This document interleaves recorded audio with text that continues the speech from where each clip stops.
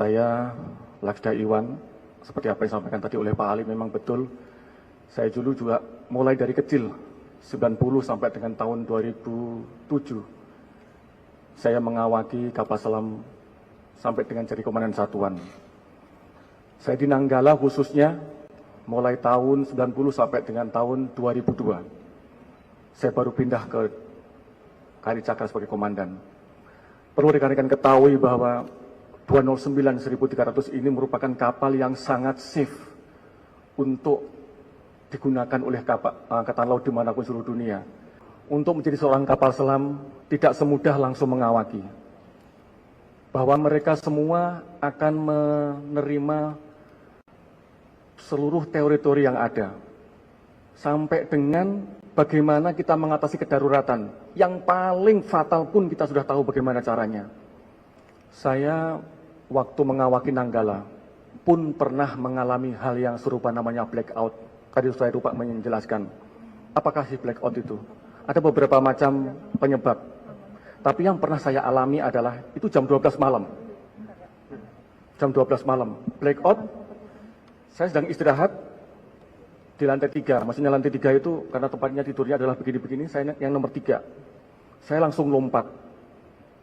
Saat itu posisinya adalah, andai kata ini depan, haluan, ini buritan, maka pada saat blackout itu berarti tidak ada tegangan.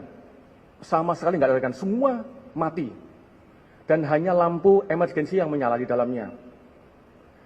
Posisinya adalah yang belakang ini langsung turun. Ini kurang lebih 45 derajat, bisa lebih.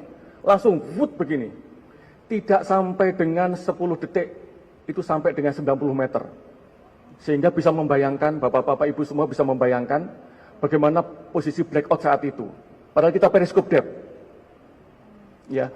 Kenapa saat itu?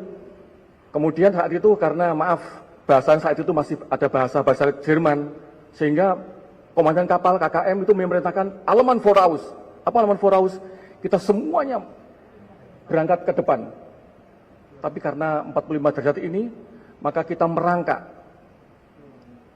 Di lorong itu kita merangkak. Ini mohon maaf, ini saya masih merinding semua karena saya mengalaminya. Merangkak, megang itu, pintu-pintu itu sampai ke depan. Yang dilaksanakan oleh KKM adalah menghembus tangki pemberat pokok ini sama tangki tahan tekan. Sehingga kapalnya bergerak naik. Apa masalahnya? Ada satu fuse yang putus. Padahal kita nggak tahu fuse itu di mana. Tapi karena kecanggihan KKM kami saat itu, pada saat itu, sekarang Laksamana Muda Purnawirawan, Mas Sudi SK, langsung bisa diketahuan, langsung bisa diperbaiki. Alhamdulillah saat itu. Jadi itulah situasinya kalau blackout masuk ke dalam. Nah sekarang ini, kalau kita kena internal wave, maka itulah keadaan alam.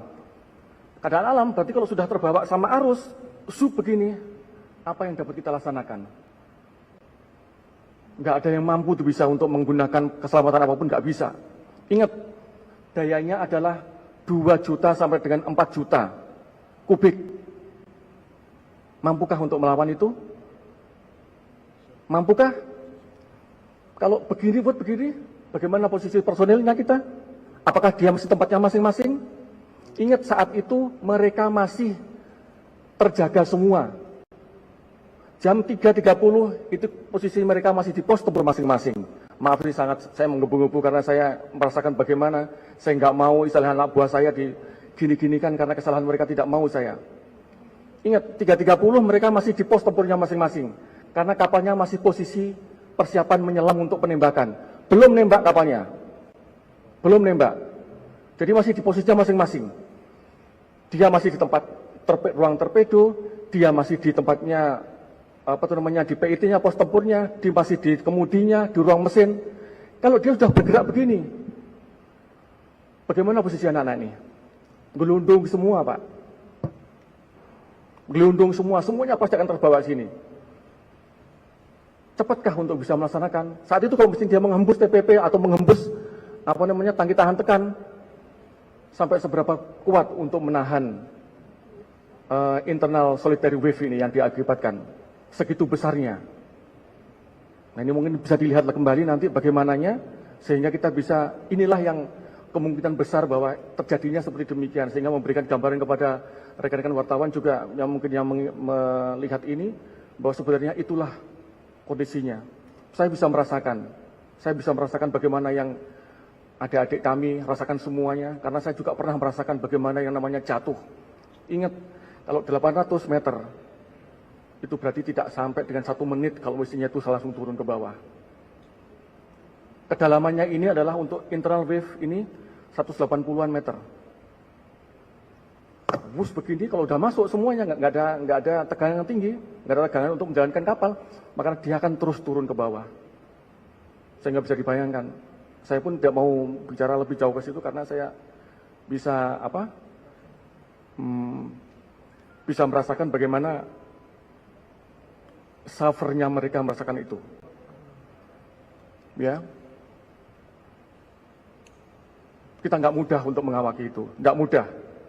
Mungkin yang nggak pernah merasakan mungkin gampang untuk ngomong, tapi kami yang pernah sudah merasakan dan pernah merasakan bagaimana jatuhnya kapal.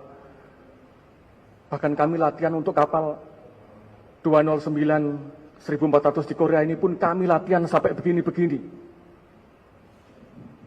Kami tahu bagaimana untuk melatihkan itu. Jadi tambahan saya demikian. Maaf saya karena mau terbawa perasaan. Saya nggak mengada-ada, memang inilah kenyataan yang sebenarnya. Terima kasih. Oke ya.